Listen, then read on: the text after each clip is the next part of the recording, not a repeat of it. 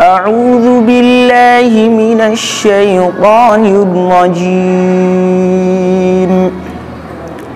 بسم الله الرحمن الرحيم.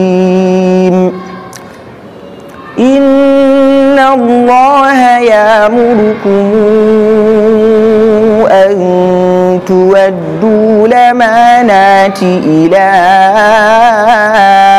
أهلها وإذا حكمتم بين الناس أن تحكموا بالعدل إن الله نعم يعظكم به إن الله كان سميعا بصيرا.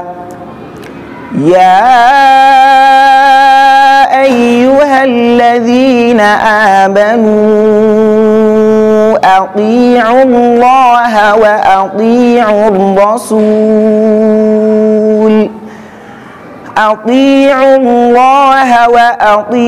الرسول وأولي الأمر منكم فإن تنازعتم في شيء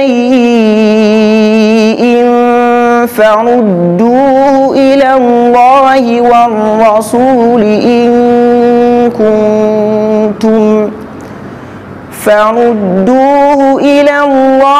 والرسول إن كنتم تؤمنون بالله واليوم الآخر ذلك خير وأحسن تأويلا.